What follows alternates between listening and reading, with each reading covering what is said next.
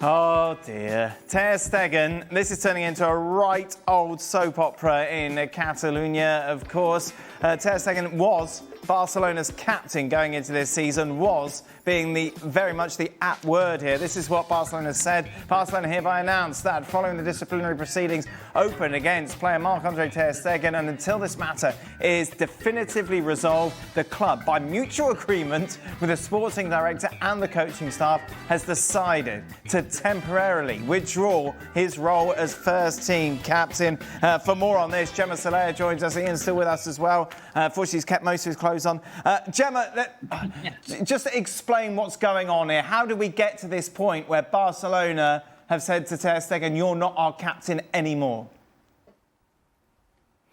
Yes, and there is an open conflict until the last month of last season. He wanted to play. He wanted to be the main goalkeeper. Hansi Flick decided to put Ter Stegen or even Iñaki Peña in the last game. Then he felt outraged because Barcelona decided to sign another goalkeeper, Joan Garcia, without informing him. And this war started to escalate, and it's starting to look like an ugly divorce. And the last action is that he had to undergo surgery, and he decided not to sign the medical report that Barcelona needs to send to La Liga. This will release some salary. It would be crucial for Barcelona to register the new players, especially the goalkeepers, Joan Garcia, but also Ter Stegen that has renewed. And this was the last drop, the last action that Barcelona wanted to take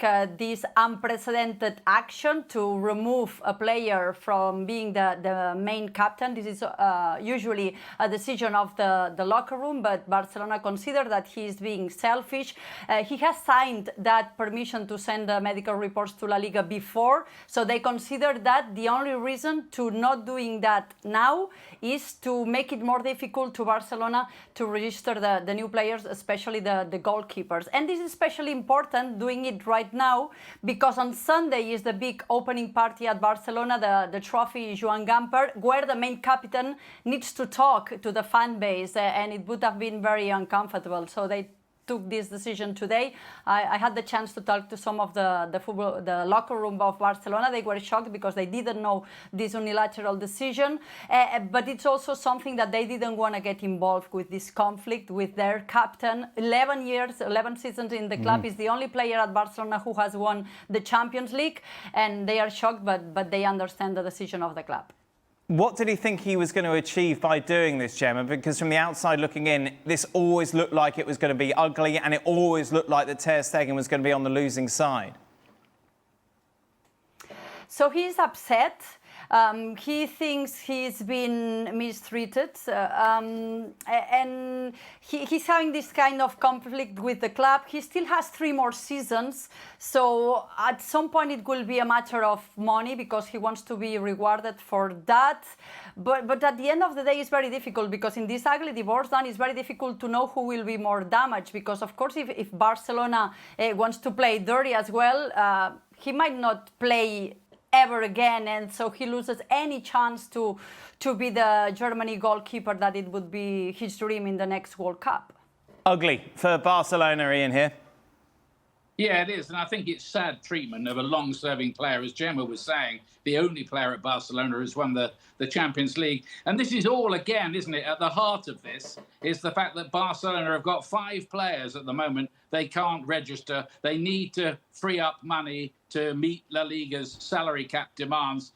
And really, it's kind of all about that, isn't it? And Ter Stegen, yeah, OK, he's played maybe a little bit fast and loose and been awkward because he's angry that he isn't going to be the #1 goalkeeper. It looks that way anyway at Barcelona. But I've got a lot of sympathy with him, really, because he spent a lot of time injured in the last couple of years. And I just think it's an unedifying spectacle every year to see Barcelona scrambling around like this to get players registered. They will sort it out. They always seem to with some financial gymnastics, but it's not a good look. There's probably only 2 or 3 players safe from this at Barcelona, isn't it? Lamine Yamal, Rafinha, probably Pedri. Everybody else is probably a pawn. Think about the treatment Frankie de Jong got a couple of years ago when they were trying to get him out so badly to get these extra money, to get the registration, to meet the salary cap that they needed and sign players and blah, blah, blah. The fans were waiting at the training grounds, booing him and abusing him because, you know, the club were putting out reports that he was the bad guy. And and Ian's absolutely correct. This is what they do. And so unless you're one of those 3 or 4 players that are at the moment pretty much untouchable, if they need to get you out, they will drag you through the coals and try and muddy your name. So I kind of get, and I'm saying, I'm sure there's 2 sides to every story here, but he went from, you know, vying with Manuel Neuer for the #1 at Germany to being the #1 at Barcelona, to having this long injury, really bad injury, to coming back and basically being surplus to any sort of requirements. So it is a difficult pill to swallow. Maybe he's not handling it correctly, but I think any player would be pretty peeved at the treatment they're getting after being out for so long. Yeah, there's players up and down the country, in every league, that are getting abused by the club. Because the club, at the end of the day, don't really care about you individually. They only care about what you can do for them. And the fact that Ter Stegen's been out for so long, they've clearly decided he's done at our place and they're trying to get him out, and they'll do anything they can. So whatever he's doing that's sticking a spoke in the proverbial wheel, then I've got a lot of sympathy for him. Inigo Martinez, meanwhile, has left the club, Gemma, and certainly looks like he's on his way to Saudi Arabia. Does that free up a space for them to register a player?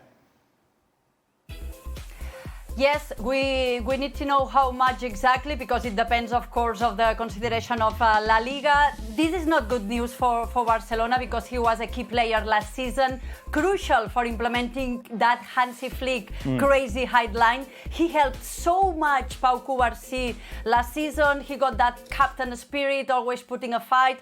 I remember this connection he had with Lamine Yamal, sending these long balls. So he's gonna be very much missed. But Barcelona couldn't forbid him to go. He had a verbal agreement because he already had an offer from Saudi Arabia last season, and he was asked not to leave. And he had some kind of verbal agreement that if another good offer arrived, the club wouldn't put problems in that. He's 34 years old, and Barcelona considers that they have enough centre backs. But I think Hansi Flick will miss him a lot. And about the space for registering, as it depends on the consideration of La Liga. I've been trying to find out, because this is just a breaking news. Some people say yes, it would at least allow, the very important thing is to register Joan Garcia, because right now Iñaki Peña should be playing in Somos in 11 days. And some sources say in La Liga that they need to consider to see the books and to see if this about 17 million annually to take it out of the books will allow Joan Garcia at least to be registered. If I'm Hansi Flick, I'm not happy, Ian. Probably not, no. But it always seems to be like this at the start of Barcelona. We're going to be covering their opening game away to Real Mallorca. So it's going to be interesting to see what team takes the pitch there, because Marcus Rashford, of course, signed in a very high-profile move from Manchester United. He's among those players who's waiting to be registered, and we had the same problem for the last couple of seasons. Yep. So, you know, what that Barcelona team might be. There we are. There's the list of the players involved. You know, somebody like Martin got quite a few games at left back towards the end of last season. You've got the two goalkeepers. So, I mean, Gemma's right. They've got to get Joan Garcia, who they brought in from Espanyol, quickly registered. And what have we got? 11 days? Yep. Plenty of time for Barcelona. Every single season, I feel like we have the same conversation about the Catalan side. Gemma, thank you very much. Much appreciated. Gemma, of course, will be involved week in, week out with our La Liga coverage.